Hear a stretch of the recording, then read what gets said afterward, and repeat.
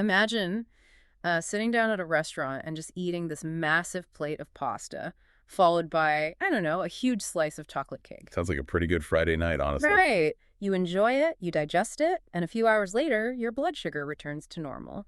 But, and this is the crazy part, deep inside your arteries, long after that sugar is cleared from your blood, your immune system is still reacting. Yeah, acting as if it's fighting off a massive life-threatening infection. Exactly.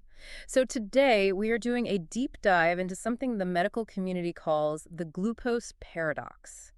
If you or anyone you know is navigating blood sugar issues, this conversation is going to completely change how you view a simple meal. It really is a paradigm shift. We are pulling all our insights today from a really comprehensive 2020 review. It was published in Frontiers in Cardiovascular Medicine by Hansen and colleagues. And our mission here is to figure out why standard treatments for diabetes just haven't historically cured the associated heart disease risk. Right. The heart attacks, the strokes. Yeah, and why the hidden spikes in your blood sugar, not the averages you get tested for at the doctor, are actually the real danger. Because, as we'll see, our immune system actually tastes the sugar. And that sets off this biological domino effect that lasts long after your blood sugar looks completely normal on a monitor. Okay, let's unpack this baseline problem first. For decades, the medical assumption seemed, pretty straightforward. Yeah, very linear. A patient has diabetes, which means they have high blood glucose. They also have a way higher risk of cardiovascular disease. So intuitively, doctors thought, well, let's just aggressively lower the glucose with heavy doses of insulin, and we should naturally lower the heart disease risk. I mean, it makes logical sense on paper. Right. But according to this review, that straightforward logic actually completely fell apart in practice. It failed spectacularly. We have these major landmark clinical trials showing that when doctors used intensive insulin-based treatments to aggressively drive down a patient's blood sugar, it didn't actually reduce their cardiovascular disease risk in the short term. Wait, really? It didn't help at all. Not only did it not help short term, but in certain vulnerable people, intensifying that glucose control with heavy insulin actually increased the risk of severe harm. Okay, hold on. Treating the disease was causing harm. I always thought keeping blood sugar low was like the ultimate goal. How does lowering it become dangerous? Well, the danger comes from how you get to that lower average. Aggressively pushing down the overall blood glucose often results in severe hypoglycemia. So dangerously low blood sugar valleys. Exactly. When your blood sugar plummets too fast or just goes too far down, your body completely panics. It treats that sudden drop as a severe, immediate threat to your survival. Oh, wow. So it's an emergency response. Right. It triggers a profound sympathetic nervous system response. Your adrenaline spikes, your heart rate accelerates, and you experience massive hemodynamic stress. And that extreme physical stress is just terrible for your cardiovascular system. So the old strategy was essentially sledgehammering the blood sugar down. And in the process, they were just trading the long-term risk of high sugar for the immediate, violent cardiovascular stress of low sugar. Yes, you are creating a biological roller coaster. And that roller coaster highlights this fundamental flaw in what we have historically measured to determine if someone is, healthy. Because when you go in for an annual physical, doctors typically rely on an HbA1c test, right? Exactly, the HbA1c, which provides a 3-month average of your blood sugar levels. Or they might do a fasting glucose test, which just tells you what your sugar is at one very specific moment after you haven't eaten all night. Okay, let's unpack this with a driving analogy because this blew my mind. If you drive a car at 100 miles per hour down the highway and then slam on the brakes until you're going 0 miles per hour, Right. Your average speed over that time is a perfectly legal 50 miles per hour. Right, the math looks completely fine. Yeah, but that average completely hides the erratic, dangerous driving that actually causes the crash. Are you saying that HbA1c is just the average speed, but the post-meal spikes are the erratic driving causing the cardiovascular crashes? What's fascinating here is that your analogy perfectly captures the vascular biology. The average speed tells you absolutely nothing about the wear and tear on the engine or the stress on the brakes. The time spent outside the optimal glucose range, the sheer amplitude and duration of the spike is fundamentally toxic to the body. Regardless of what the average says. Exactly. Regardless of the HbA1c, which is why the focus is shifting to PBG, or postprandial blood glucose. These are the short, intermittent bursts of high blood sugar right after eating. So for the listener, this means passing your annual fasting glucose test on a Tuesday morning doesn't necessarily mean you aren't doing microscopic damage to your arteries after a huge dinner on a Friday night. Not at all.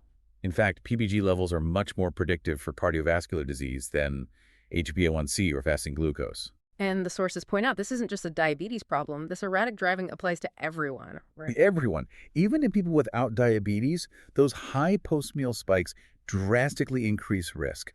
The data in the review shows that non-diabetic individuals whose postprandial glucose hits the highest range, so that's between 150 and 194 milligrams per deciliter, Okay. they have a 27% increased risk of cardiovascular disease compared to people staying in the lower range. A 27% increase in heart disease risk just from the spike after eating, even if you don't officially have diabetes. It's staggering. It really is. Yeah. But here's where I want to push back, or at least clarify something, because I think most of us assume that high blood sugar just mechanically damages our blood vessels. Like a plumbing issue. Yeah. You hear high blood sugar and you picture, I don't know, thick, syrupy blood or like hard sugar crystals just scratching the pipes. But you're telling me it's actually an immune system overreaction. Yes. Yeah. We have to move completely away from the plumbing idea. High blood glucose directly activates your white blood cells, specifically a type called neutrophils. Okay, so the immune system is acting as a sensor. Right, an innate sensor for hyperglycemia. When glucose spikes, it floods into these neutrophils and ramps up their internal engine. Which you mentioned earlier is called glycolytic flux. Exactly. The cell is suddenly burning fuel so fast that its engine runs too rich, and it starts spitting out dangerous exhaust in the form of reactive oxygen species. So the white blood cells are literally getting overloaded, and that exhaust is how they taste that the sugar has reached a toxic level. Yes, and once they taste it, the neutrophil goes into full alarm mode. So what happens then? Do they just die off? No, they release these powerful biochemical distress flares. They're called DAMP molecules, danger-associated molecular patterns. The two major alarms here are proteins called S100A8 and S100A9. Okay, so the white blood cells are shooting off flares. Who's looking out for them? They travel through the blood and bind to specific watchtowers called RAGE receptors. RAGE receptors. That sounds perfectly named for an alarm system. It really does. It stands for Receptor for Advanced Glycation End Products. And when those S100A9 flares hit the RAGE receptors, they trigger two massive parallel chain reactions. Okay, let's break those down. What's the first reaction? The first one targets the liver. The alarms bind to RAGE receptors on specialized security guards in the liver, called Kupffer cells. Kupffer cells, got it. And those Kupffer cells react by releasing an inflammatory messenger called IL-6. That messenger forces the liver to churn out a hormone that makes platelets. Wait, platelets? The cells that make our blood clot when we get a cut. Exactly. Why would a sugar alarm make blood clotting cells? Because the body believes it's under systemic attack, and it's prepping for trauma. The hormone hits the bone marrow and kicks the platelet factory into absolute overdrive. But because it's rushed, it pumps out reticulated immature platelets. Ah, so it's making rookie platelets that haven't been properly trained. Right, and those rookies are highly reactive, deeply inflammatory, and much stickier than normal platelets. Which means they accelerate blood clots. Yes, atherothrombosis. The exact rapid clotting that blocks arteries and causes heart attacks. Wow. And that's just the first reaction. So the liver panics and makes sticky platelets? What's the second reaction? The second one hits the bone marrow directly. Those same distress flares bind to RAGE receptors on the actual stem cells inside your bone marrow, the CMPs, which are the progenitor cells. So hitting the factory manager directly. Exactly. And it causes this staggering overproduction of myeloid cells, specifically inflammatory monocytes and even more neutrophils. More white blood cells. Yes. And these newly minted, highly aggressive immune cells pour out into the bloodstream and physically enter your existing atherosclerotic plaques. Oh, man. So the white blood cells taste the sugar and then call in a heavily armed inflammatory SWAT team straight into the arteries. If we connect this to the bigger picture, the tragedy here is that the sugar itself isn't building the plaque. Your body's own panicked immune defense against the toxic sugar is what's building the plaque and the clot risk. That is just wild. It completely changes how you look at a sugar spike. But this brings up a really natural question. Sure. If you realize this is happening and you say, stop eating the sugar, the spike drops. Does the SWAT team just pack up and go home? Does the body return to normal? Unfortunately, no. And this is where the research gets incredibly sobering. Transient high glucose induces what researchers call a metabolic memory, or a legacy effect. A legacy effect. How does a blood vessel have a memory? The high glucose phenotype is literally remembered by the vasculature. Studies in mice show that even after blood glucose completely normalizes, specific inflammatory genes remain switched on. Like which genes? A major one is the P65 subunit, part of the NF-kappa B complex. Mm. Once switched on, they continue to produce damaging oxidative stress and inflammation for a week or more. Even after the sugar is gone. Long after. So what does this all mean? It sounds a bit like burning a piece of toast. Oh, okay, I like that. Like if you unplug the toaster and it cools down, the toast is still burnt. You have this metabolic memory in the bread. How exactly is the body burning the toast during a spike? The burning happens through the rapid creation of AGG's advanced glycation end products. Advanced glycation end products, got it. We used to think these just formed slowly over decades, like metal rusting. But this review shows that massive AG formation happens rapidly during those post-meal spikes. From the exhaust of that cellular engine we talked about. Exactly. When the cell gets flooded with glucose, glycolysis gets back up, and it produces highly reactive byproducts. The main one is called MGO, or methylglyoxal. And MGO acts like the chemical blowtorch. Yes. It rapidly reacts with proteins, irreversibly modifying them. It even damages DNA. And those RAGE receptors we discussed, they're literally designed to bind to these newly formed AGEs, creating an endless feedback loop. If AGEs are irreversibly modifying our proteins, how on earth do we unburn the toast? Can we clear them out? Well, the handling of AGEs is tricky, and it actually differs depending on the type of diabetes.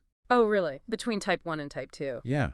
Surprisingly, in type 2 diabetes, which is often tied to obesity, the excess adipose tissue, the fat cells, can actually trap certain circulating AGEs, like one called CML. Wait, so the fat tissue pulls the burnt material out of the bloodstream? Yes.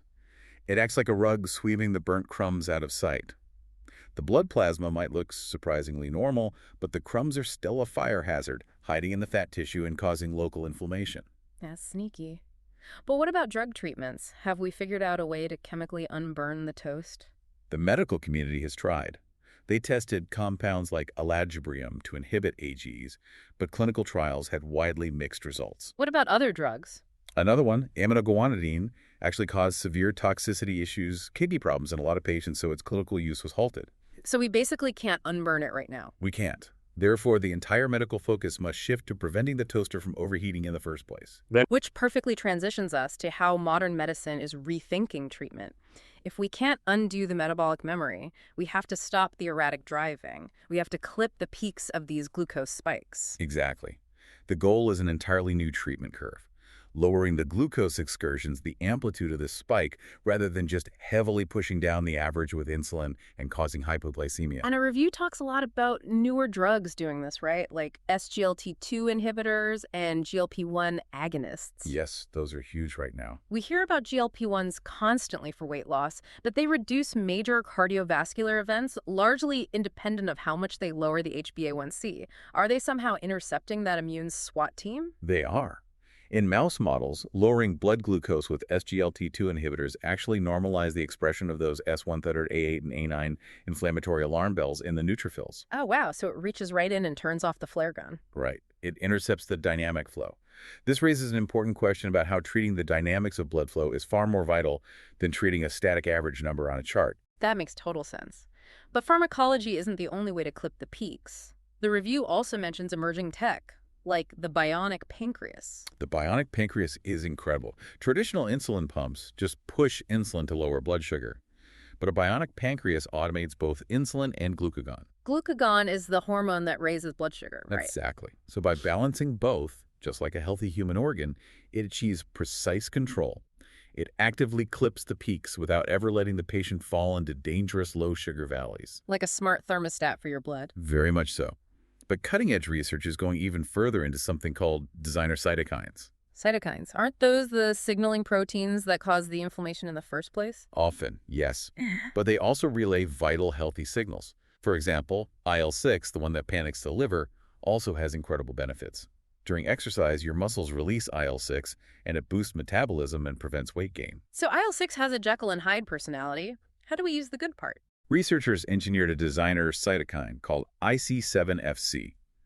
They combine the metabolic benefits of IL-6 with another receptor, stripping away the inflammatory effects entirely. Wait, so no SWAT team? No SWAT team. In severe obesity mouse models, it improved glucose tolerance, prevented weight gain, and potentially even protected the bone marrow microenvironment. Shielding the stem cells from the sugar alarms. Exactly. Let me just quickly recap this journey for everyone because this is huge. We learned that blood sugar spikes are like erratic driving. Our immune system, specifically our neutrophils, acts as a faulty sugar sensor. Right, getting overloaded and sending alarms? Yep, hitting the rage receptors and triggering heart disease by sending out sticky platelets and an immune SWAT team. And those transient spikes leave a lasting metabolic memory via those burnt toast aging. You've got it. Which is why the future is clipping the peaks, not dragging down averages. It's just a complete rethinking of cardiovascular health. It really is. And I'll leave you with a final thought to mull over. We've talked about how this immune system remembers sugar spikes on an epigenetic level. Stem cells literally altering their behavior. Yeah, the legacy effect. Right. If our immune system truly remembers these chemical insults, could targeting this exact metabolic memory with future designer cytokines be the key not just to treating diabetes, but to reversing the fundamental aging process of the human vascular system altogether? Wow, reversing the aging of the arteries themselves. If you can erase the epigenetic memory of the damage, the possibilities are endless. That is absolutely a thought to chew on the next time you look at a plate of food. Keep questioning the world around you, keep looking past the averages, and remember that your body is always listening. Thanks for joining us on this deep dive.